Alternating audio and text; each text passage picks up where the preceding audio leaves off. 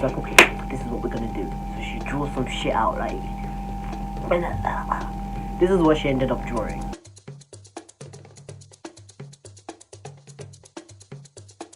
The T incision, right?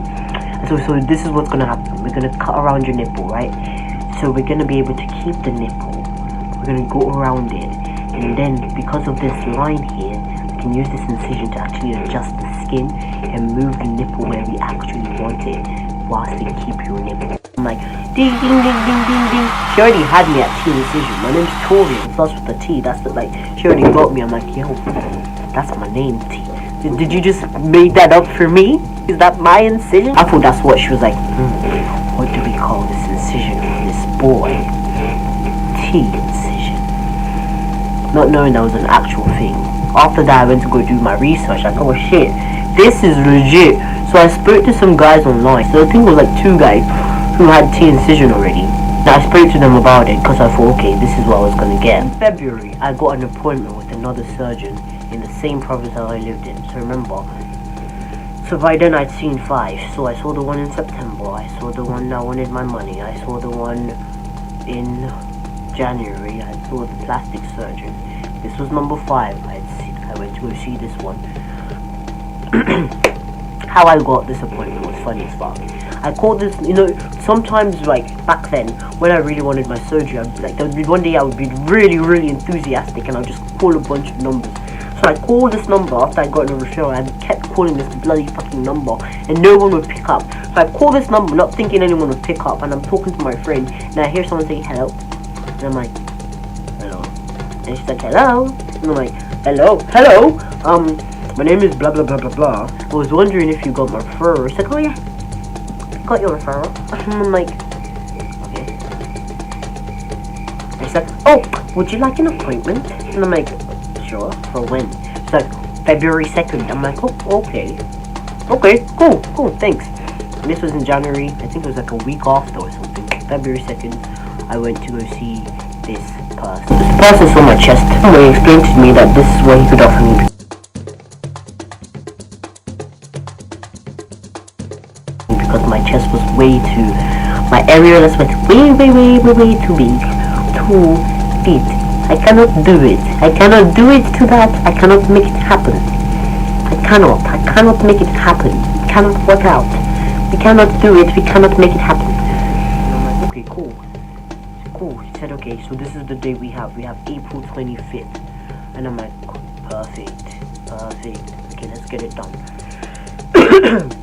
Then I saw the plastic surgeon in March because I saw that guy in February. So I had 2 options rolling at the same time. So come April 21st, I get a phone call from the hospital where I was supposed to get my surgery on April 25th, right? Thank God I had a backup plan. They called me and told me that this happened. The hospital flooded, right? All the surgeries were cancelled and they were going to be rebooking them based on importance. I guess mine wasn't very important because nobody called me ever again to rebook it. That's pretty sad. Thank God I had another option, right? Because then in June I got a phone call saying I needed to come back home to see the surgeon again. So I got on the bus and I saw this lady for 30 minutes again, and she tells me that, okay, so they're really struggling to get funding, to figure out a way to get the healthcare to cover the plastic surgeon, right? So again, she offered me the option of like no nipples, or like she was gonna do periareola and take off the nipples and not get it. Like, she didn't think it was gonna be possible, but then she thought, like, you know what, she'll figure it out. She'll talk to her friend. This was in June of 2016. Sometime in June, I had gone for another appointment, another surgery consultation here where I live, right? I'd seen this surgeon and she'd offered me periareola. So I had been over a year and a half on Tina. I'd been working out heavy. That's when I used to work out consistently. So my chest was just like mostly muscle. And so she was like, what we can do is we can do periareola. We're gonna have to have 2 surgeries, right? Like, she would go in do what she could, and then we should have to go in again a couple of years and take out more extra skin and take out the rest of the area. Like, it was too big to do at once. Like, it wasn't gonna work at once. And so it was like, okay, put me on the waiting list. October of 2016, I got a phone call saying I need to come to home again. So I hopped on the bus and I went back home. And this time around I was going to get to see both surgeons, the plastic surgeon and the general surgeon. I thought I was going to get to see them together. I never saw them together, I saw them separately. I saw the general surgeon when I first got there in the morning, right? And she told me that they figured it out, they know what was going to happen. Okay, so I should see the plastic surgeon and hear what she was going to.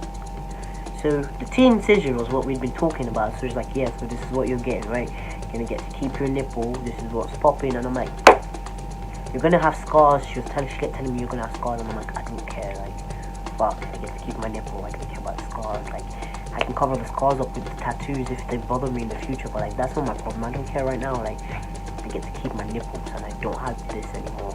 So let's do it. Then I saw the general surgeon again, and at this time she came into the room with some dude, and they interviewed me, and she asked me like if they could ask me some questions about my transition, how long I've known, like why I wanted the surgery, like everything, like how it's been navigating the healthcare system. I'm like, I've seen quite a few surgeons. I've been home back and forth quite a few times, just for like the 30-minute interview each time, like stuff that maybe could have even happened on the phone, right? Like, I wasn't pleased with how things were going, but I was happy that they kept working with me and trying to figure out what worked best. You know, I was really happy that we were working together in this. Like, they were frustrated, I was frustrated. You know, they were doing what they could, and I could see that, and I appreciated that, and I told that to him, right?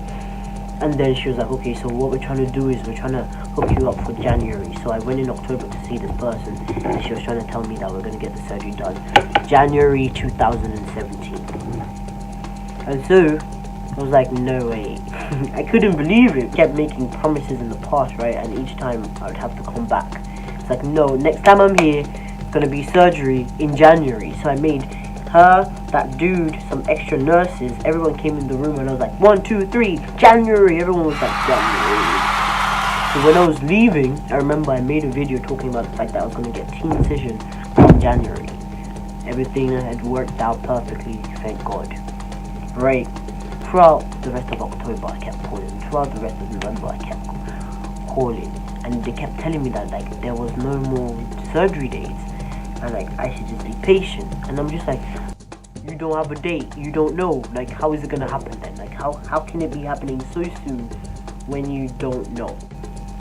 So, come December 16th, I got a phone call telling me that I had surgery on January 9th. And I needed to go get my blood work done. So that's the end of this part of the story. I hope I find the video for this, because hopefully this is it. I just got the phone call. I just got the phone call. This nigga's got a date. You can't regret it if you were trying. At the end of the day, I'm walking with a heart of a lion. Yeah.